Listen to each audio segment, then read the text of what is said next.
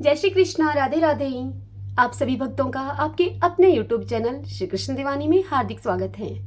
आज आप सुन रहे हैं भादो मास महात्म्य का 5वां अध्याय।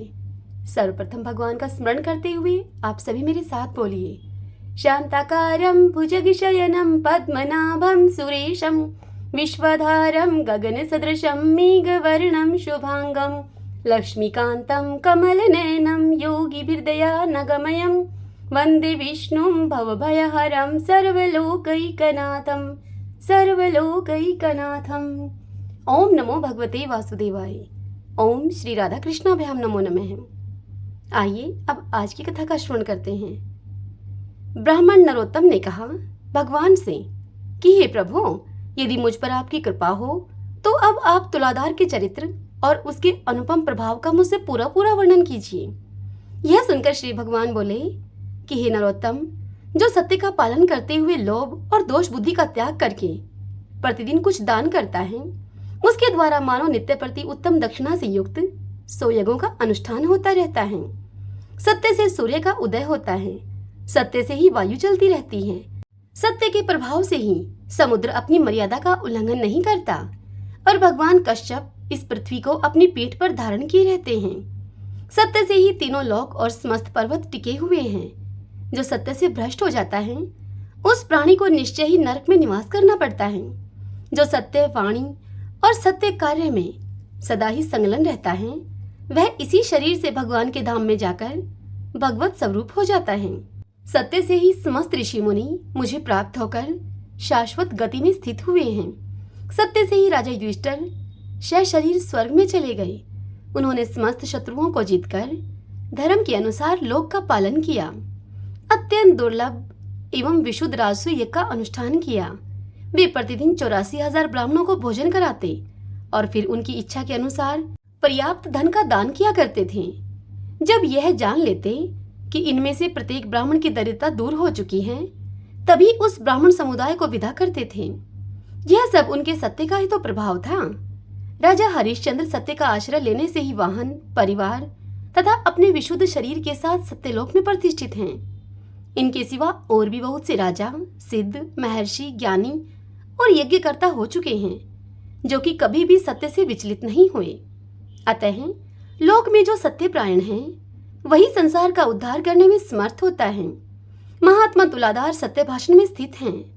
सत्य बोलने के कारण ही इस जगत में उनकी समानता करने वाला दूसरा कोई नहीं है। ये तुलाधार कभी झूठ नहीं बोलते। महंगी और सस्ती सभी प्रकार की वस्तुओं के खरीदने बेचने में ये बड़े ही बुद्धिमान हैं। विशेषतः साक्षी का सत्य वचन ही उत्तम माना गया है। कितने ही साक्षी सत्य भाषण करके अक्षय स्वर्ग को प्राप्त कर चुके हैं। जो वक्ता विद्वान सभा में पहुंचकर सत्य बोलता है वह ब्रह्मा जी के धाम को, जो कि अन्य यज्ञों के द्वारा दुर्लभ है, उस धाम को प्राप्त होता है। जो सभा में सत्य भाषण करता है उसे अश्वमेध यज्ञ का फल मिलता है। लोभ और द्वेषवश झूठ बोलने से मनुष्य रौरव नरक में पड़ता है। तुलाधार सबके साक्षी हैं। वे मनुष्यों में साक्षात सूर्य ही हैं। विशेष बात तो यह है कि लोभ का परित्याग कर देने के कारण मनुष्य स्वर्ग में देवता होता है। एक महान भाग्यशाली शूद्र था जो कि कभी भी लोभ में नहीं पड़ता था। वह साग खाकर, बाजार से अन्न के दाने चुनकर और खेतों से धान की बालें बीनकर बड़े ही दुख से अपने जीवन का निर्वाह किया करता था। उसके पास 2 फटे पुराने वस्त्र थे तथा वह अपने हाथों से ही सदा पात्र का काम लेता था। उसे कभी किसी वस्तु का लाभ नहीं हुआ, फिर भी वह पराया धन नहीं लेता था। एक दिन मैं उसकी परीक्षा लेने के लिए 2 नवीन वस्त्र लेकर उसके पास गया और नदी के तीर पर एक कोने में उन्हें आदरपूर्वक रखकर अनंतर मैं जाकर खड़ा हो गया। शूद्र ने उन दोनों वस्त्रों को देखकर भी मन में लोभ नहीं किया और यह समझकर कि ये किसी और के पड़े होंगे वस्त्र चुपचाप ही अपने घर को चला गया। तब यह सोचकर कि बहुत थोड़ा लाभ होने के कारण ही उसने इन वस्त्रों को नहीं लिया होगा, मैंने गूलर के फल में सोने का एक टुकड़ा डालकर उसे वहीं रख दिया। मगध प्रदेश, नदी का तट और कोने का निर्जन स्थान, ऐसी जगह पहुंचकर उसने उस अद्भुत फल को देखा। उस फल पर दृष्टि पड़ते ही वह बोल उठा कि बस बस, यह तो कोई कृत्रिम विधान दिखाई देता है। इस समय इस फल को ग्रहण कर लेने पर मेरी अलोभ वृत्ति नष्ट हो जाएगी। इस धन की रक्षा करने में बड़ा कष्ट होता है। यह अहंकार का स्थान है। जितना ही लाभ होता है उतना ही लोभ बढ़ता चला जाता है। लाभ से ही लोभ की उत्पत्ति होती है। लोभ से ग्रस्त मनुष्य को सदा ही नरक में रहना पड़ता है।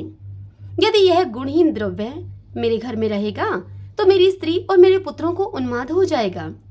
उन्माद कामजनित विकार है। उससे बुद्धि में भ्रम हो जाता है। भ्रम से मोह और अहंकार की उत्पत्ति होती है। उनसे क्रोध और लोभ का प्रादुर्भाव होता है। इन सब की अधिकता होने पर तपस्या का नाश हो जाएगा। तपस्या का क्षय हो जाने पर चित्त को मोह में डालने वाला मालिन्य पैदा होगा। उस मलिनता रूप सांकल में बंध जाने पर मनुष्य फिर ऊपर नहीं उठ सकता। ऐसा अपने मन में विचार करके वह शूद्र उस फल को वहीं पर छोड़कर अपने घर को चला गया। उस समय स्वर्गस्थ देवता प्रसन्नता के साथ साधु साधु कहकर उसकी प्रशंसा करने लगे। तब मैं एक शपनक का रूप धारण करके उसके घर के पास गया और लोगों को उनके भाग्य की बातें बताने लगा। विशेषतः भूतकाल की बात बताया करता था। फिर लोगों के बारंबार आने जाने से यह समाचार सभी ओर फैल गया। इस प्रकार यह सुनकर उस शूद्र की स्त्री भी मेरे पास आई और अपने भाग्य का कारण मुझसे पूछने लगी। तब मैंने उसे उसके मन की बात बता दी और फिर एकांत में स्थित होकर मैंने उससे कहा, हे महाभागे, विधाता ने आज तेरे लिए बहुत धन दिया था, किंतु तेरे पति ने मूर्ख की भांति उस धन का परित्याग कर दिया है। तेरे घर में धन का बिल्कुल अभाव है। अतः जब तक तेरा पति जीवित रहेगा तब तक उसे दरिद्रता ही भोगनी पड़ेगी। इसमें तनिक भी संदेह नहीं है। माता, तो शीघ्र ही अपने घर को जा और पति से उस धन के विषय में जाकर पूछ। इस मंगलमय वचन को सुनकर अब वह अपने पति के पास गई और उस दुखद वृतांत की उनसे चर्चा करने लगी। उसकी बात को सुनकर शूद्र को बड़ा ही विस्मय हुआ। वह कुछ सोचकर अपनी पत्नी को साथ लिए हुए फिर मेरे पास आया और एकांत में मुझसे बोला कि हे शपनक, बताओ तुम क्या कहते थे। तब शपनक बोला, अर्थात मैं बोला कि हे तात, तुम्हें प्रत्यक्ष धन प्राप्त हुआ था, फिर तुमने अवज्ञापूर्वक तिनके की भांति उस धन का त्याग कर दिया। तुमने ऐसा क्यों किया? जान पड़ता है कि तुम्हारे भाग्य में भोग नहीं बंधा है। धन के अभाव में तुम्हें जन्म से लेकर मृत्यु तक अपने और बंधु बांधुओं के दुख देखने पड़ेंगे। प्रतिदिन मृतकों की सी अवस्था भोगनी पड़ेगी। इसीलिए शीघ्र ही उस धन को तुम ग्रहण करो और निष्कंटक भोग भोगो। यह सुनकर शूद्र ने कहा कि हे शपनक, मुझे धन की इच्छा नहीं है। धन संसार बंधन में डालने वाला एक जाल है। उस जाल में फंसे हुए मनुष्य का फिर उद्धार नहीं होता।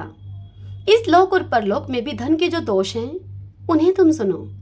धन रहने पर चोर, बंधु बांधव तथा राजा से भी भय प्राप्त होता है। सब मनुष्य उस धन को हड़प लेने के लिए उस धनी व्यक्ति को मार डालने की अभिलाषा रखते हैं।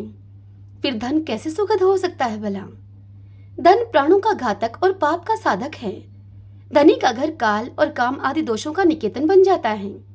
अतः धन दुर्गति का प्रधान कारण है। यह सुनकर शपनक बोला कि जिसके पास धन होता है उसी को मित्र मिलते हैं। जिसके पास धन है उसके सभी भाई बंधु हैं। कुल, शील, पांडित्य, रूप, भोग, यश और सुख ये सब धनवान को ही प्राप्त होते हैं। धनहीन मनुष्य को तो उसके स्त्री पुत्र भी त्याग देते हैं। फिर उसे मित्रों की प्राप्ति भला कैसे हो सकती है? जो जन्म से दरिद्र है वे धर्म का अनुष्ठान भला कैसे कर सकते हैं? स्वर्ग प्राप्ति में उपकारक जो सात्विक यज्ञ कार्य तथा पोखरे खुदवाना आदि कर्म हैं, वे भी धन के अभाव में नहीं हो सकते हैं। दान संसार के लिए स्वर्ग की सीढ़ी है, किंतु निर्धन व्यक्ति के द्वारा उसकी भी सिद्धि होनी असंभव है। व्रत आदि का पालन, धर्मोपदेश आदि का श्रवण, पितृयज्ञ आदि का अनुष्ठान तथा तीर्थ सेवन आदि ये सब शुभ कर्म धनहीन मनुष्य के लिए नहीं हो सकते। रोगों का निवारण, पथ्य का सेवन, औषधों का संग्रह, अपने शरीर की रक्षा और शत्रुओं पर विजय आदि कार्य भी धन से ही सिद्ध होते हैं। इसलिए जिसके पास बहुत धन हो उसी को इच्छा के अनुसार भोग प्राप्त हो सकते हैं। धन रहने पर तुम दान से ही शीघ्र स्वर्ग की प्राप्ति कर सकते हो।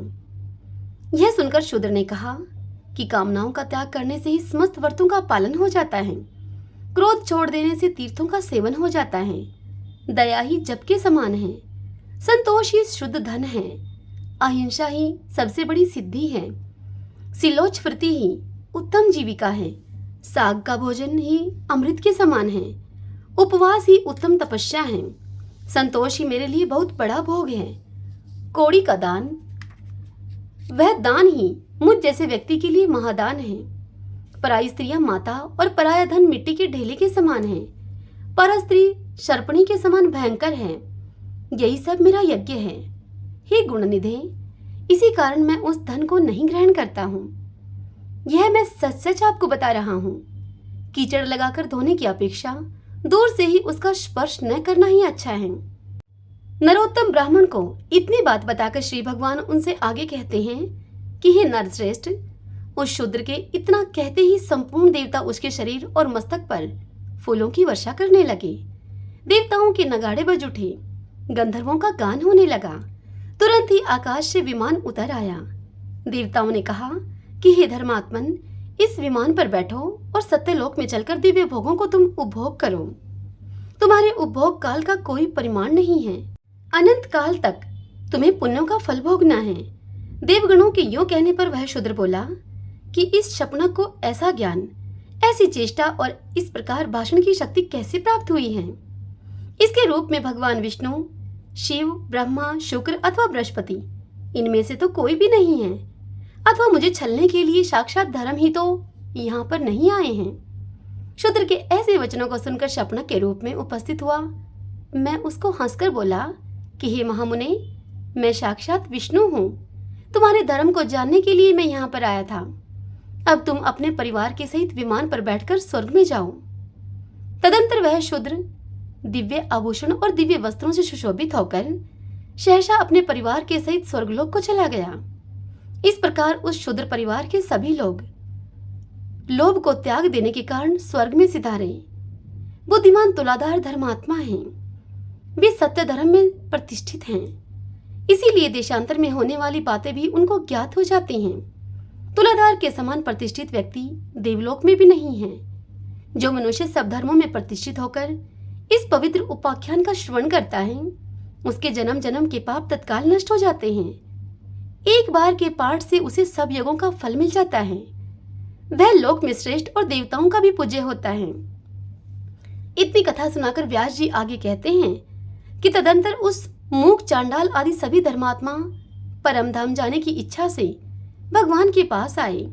उनके साथ उनकी स्त्रियां तथा उनके परिकर भी थे। इतना ही नहीं, उनके घर के आसपास के जो छिपकलियां तथा नाना प्रकार के कीड़े मकोड़े आदि थे, वे देव स्वरूप होकर उनके पीछे पीछे जाने को उपस्थित थे। उस समय देवता, सिद्ध और महर्षिगण धन्य धन्य के नारे लगाते हुए फूलों की वर्षा करने लगे। विमानों और वनों में देवताओं के नगाड़े बजने लगे। वे सब महात्मा अपने अपने विमान पर आरूढ़ होकर विष्णु धाम को पधारे। ब्राह्मण नरोत्तम ने यह अद्भुत दृश्य देखकर श्री जनार्दन भगवान से कहा कि हे देवेश, हे मधुसूदन, मुझे आप कोई उपदेश दीजिए। तब श्री भगवान बोले कि तात, तुम्हारे माता पिता का चित्त शोक से व्याकुल हो रहा है। उनके पास तुम जाओ। उनकी यत्न पूर्वक आराधना करके तुम शीघ्र ही मेरे धाम में जाओगे। माता पिता के समान देवता देवलोक में भी नहीं है। उन्होंने शैशव काल में तुम्हारे घिनौने शरीर का सदा ही पालन किया है, उसको पोषण करके बढ़ाया है। तुम अज्ञान दोष से युक्त थे। माता पिता ने तुम्हें सज्ञान बनाया है। चराचर प्राणियों के सहित समस्त त्रिलोकी में भी उनके समान पूज्य कोई नहीं है। व्यास जी कहते हैं कि तदंतर देवगण मूक, चांडाल, पतिव्रता शुभा, तुलाधार वैश्य, सजना द्रोहक और वैष्णव संत, इन पांचों महात्माओं को साथ लेकर प्रसन्नता पूर्वक भगवान की स्तुति करते हुए वैकुंठ धाम में पधारे। वे सभी अच्युतम स्वरूप होकर संपूर्ण लोकों के ऊपर स्थित हुए। नरोत्तम ब्राह्मण ने भी यत्न पूर्वक माता पिता की आराधना करके थोड़े ही काल में ही अपने कुटुंब के सहित भगवत धाम को प्राप्त किया। हे शिष्यगण, यह 5 महात्माओं का पवित्र उपाख्यान मैंने तुमको सुनाया है। जो इस उपाख्यान का पाठ अथवा इसे श्रवण करेगा, उसकी कभी भी दुर्गति नहीं होगी। वह ब्रह्म हत्या आदि पापों से भी कभी लिप्त नहीं हो सकता। मनुष्य करोड़ों गौदान करने से जिस फल को प्राप्त करता है, पुष्कर तीर्थ और गंगा नदी में स्नान करने से उसे जिस फल की प्राप्ति होती है वही फल एक बार इस उपाख्यान के सुनने मात्र से मिल जाता है। हरि ओम तत्सत। ओम नमो नारायण। ओम नमो नारायण। ब्राह्मणों ने कहा व्यास जी से कि हे मुनि श्रेष्ठ, यदि हम लोगों पर आपका अनुग्रह हो तो उन श्रेष्ठ कर्मों का वर्णन कीजिए हमसे, जिनसे कि संसार में कीर्ति और धर्म की प्राप्ति होती है। यह सुनकर व्यास जी बोले कि जिसके खुदवाए हुए पोखरे में अथवा वन में गौएं 1 मास या फिर 7 दिनों तक तृप्त रहती हैं, वह पवित्र होकर संपूर्ण देवताओं के द्वारा पूजित होता है। विशेषतः प्रतिष्ठा के द्वारा पवित्र हुई पोखरी के जल का दान करने से जो फल होता है, अब तुम वह सुनो। पोखरे में जब मेघ वर्षा करता है, उस समय जल के जितने छींटे उछलते हैं उतने ही 1000 वर्षों तक पोखरा बनवाने वाला मनुष्य स्वर्गलोक का सुख भोगता है। जल से खेती पकती है, जिससे कि मनुष्य को प्रसन्नता होती है। जल के बिना प्राणों का धारण करना असंभव है। पितरों का तर्पण, शौच, सुंदर रूप और दुर्गंध का नाश, ये सब जल पर ही निर्भर हैं। इस जगत में संग्रह किए हुए संपूर्ण बीजों का आधार जल ही है। कपड़े धोना और बर्तनों को मांस धोकर चमकीला बनाना, यह भी जल के ही अधीन है। इसी से प्रत्येक कार्य में जल को पवित्र माना गया है। अतः सब प्रकार से प्रयत्न करके सारा बल और सारा धन लगाकर बावली, कुआं तथा पोखरा बनवाना चाहिए। जो निर्जल प्रदेश में जलाशय बनवाता है उसे प्रतिदिन इतना पुण्य प्राप्त होता है जिससे कि वह एक एक दिन के पुण्य के बदले एक एक कल्प तक स्वर्ग में निवास करता है। जो पुरुष प्रतिदिन दूसरों के उपकार के लिए 4 हाथ कुआं खोदता है, वह एक एक वर्ष के पुण्य का एक एक कल्प तक स्वर्ग में रहकर उपभोग करता है। जलाशय बनाने का उपदेश देने वाले को 1 करोड़ वर्षों तक स्वर्ग का निवास प्राप्त होता है, तथा जो स्वयं जलाशय बनवाता है उसका पुण्य तो अक्षय होता है। पूर्व काल की बात है, किसी धनी के पुत्र ने एक विख्यात जलाशय का निर्माण कराया, जिसमें उसने 10,000 सोने की मोहरें व्यय की थी। अर्थात उस जलाशय का निर्माण कराने में उसकी 10,000 सोने की मोहरें लगी थी। धनी ने अपनी पूरी शक्ति लगाकर प्राणपण से चेष्टा करके बड़ी श्रद्धा के साथ संपूर्ण प्राणियों के उपकार के लिए वह कल्याण में जलाशय तैयार कराया था। कुछ काल के बाद वह निर्धन हो गया। कुछ काल बीतने पर एक दूसरा धनी उसके बनवाए हुए जलाशय का मूल्य देने को उद्यत हुआ उसे, और उससे कहने लगा कि मैं इस जलाशय के लिए 10,000 स्वर्ण मुद्राएं दूंगा तुमको। इसे खुदवाने का पुण्य तो तुम्हें मिल ही चुका है। मैं केवल मूल्य देकर इसके ऊपर अपना अधिकार करना चाहता हूँ। यदि तुम्हें लाभ जान पड़े तो मेरा यह प्रस्ताव स्वीकार करो। उस धनी के ऐसा कहने पर जलाशय के निर्माण कराने वाले ने उसे इस प्रकार से उत्तर दिया। वह बोला, भाई 10,000 का पुण्य फल तो इस जलाशय से मुझे रोज ही प्राप्त होता है। पुण्य वेताओं ने जलाशय निर्माण का ऐसा ही पुण्य माना है। इस निर्जल प्रदेश में मैंने यह कल्याणमय सरोवर का निर्माण कराया है। इसमें सब लोग अपनी इच्छा के अनुसार स्नान और जलपान आदि कार्य करते हैं। तब उसकी इस बात को सुनकर लोगों ने उसकी खूब हंसी उड़ाई। तब वह लज्जा से पीड़ित होकर उनसे बोला कि हमारी यह बात सच है। विश्वास न हो तो धर्म के अनुसार इसकी परीक्षा कर लो। धनी ने ईर्ष्यापूर्वक कहा कि बाबू, मेरी तुम बात सुनो। मैं पहले तुम्हें 10,000 स्वर्ण मुद्राएं देता हूँ। इसके बाद मैं पत्थर लाकर तुम्हारे जलाशय में डालूंगा। पत्थर स्वाभाविक ही पानी में डूब जाएगा। फिर यदि वह समय के अनुसार पानी के ऊपर आकर तैरने लगेगा तो मेरा रुपया मारा जाएगा, नहीं तो इस जलाशय पर धर्मतः मेरा अधिकार हो जाएगा। जलाशय बनवाने वाले ने बहुत अच्छा कहकर उससे 10,000 मुद्राएं ले ली और फिर वह अपने घर को चल दिया। धनी ने कई गवाह बुलाकर उनके सामने ही उस महान जलाशय में पत्थर गिराया। उस धनी के इस कार्य को मनुष्यों, देवताओं और असुरों ने भी देखा। तब धर्म के साक्षी ने धर्म तुला पर 10,000 स्वर्ण मुद्राएं और जलाशय के जल को तोला, किंतु वे मुद्राएं जलाशय से होने वाले एक दिन के जलदान की भी तुलना न कर सकी। अपने धन को व्यर्थ जाते हुए देखकर धनी के हृदय को बड़ा ही दुख हुआ। अब दूसरे दिन वह पत्थर भी द्वीप की भांति जल के ऊपर तैरने लगा। यह देखकर लोगों में अब बड़ा ही कोलाहल मच गया। इस अद्भुत घटना की बात को सुनकर धनी और जलाशय का स्वामी दोनों ही प्रसन्नता पूर्वक वहां पर आए। पत्थर को उस अवस्था में देखकर धनी ने अपनी 10,000 मुद्राएं उसी की मान ली। तत्पश्चात जलाशय के स्वामी ने ही वह पत्थर उठाकर दूर फेंक दिया। नष्ट होते हुए जलाशय को पुनः खुदवाकर उसका उद्धार करने से जो पुण्य होता है, उसके द्वारा मनुष्य स्वर्ग में निवास करता है तथा प्रत्येक जन्म में वह शांत और सुखी होता है। अपने गोत्र के मनुष्य, माता के कुटुंबी, राजा, सखे संबंधी, मित्र और उपकारी पुरुषों के खुदवाए हुए जलाशय का जीर्णोद्धार करने से अक्षय फल की प्राप्ति होती है। तपस्वियों, अनाथों और विशेषतः ब्राह्मणों के लिए जलाशय खुदवाने से भी मनुष्य अक्षय स्वर्ग का सुख भोगता है। इसलिए हे ब्राह्मणों, जो अपनी शक्ति के अनुसार जलाशय आदि का निर्माण कराता है, वह सब पापों के क्षय हो जाने से अक्षय पुण्य तथा मोक्ष को प्राप्त होता है। जो धार्मिक पुरुष लोक में इस महान धर्ममय उपाख्यान को सुनाता है, उसे सब प्रकार के जलाशय दान करने का फल होता है। सूर्य ग्रहण के समय गंगा जी के उत्तम तट पर 1 करोड़ गौदान करने का जो फल होता है, वही इस प्रसंग को सुनने से मनुष्य को प्राप्त हो जाता है। हरि ओम तत्सत। इससे आगे की कथा कल हम अगले अध्याय में सुनेंगे। आज की यह कथा कैसी लगी आपको? यदि पसंद आई हो तो वीडियो को लाइक करें और कमेंट बॉक्स में ओम नमो भगवते वासुदेवाय लिखें। हरे कृष्णा।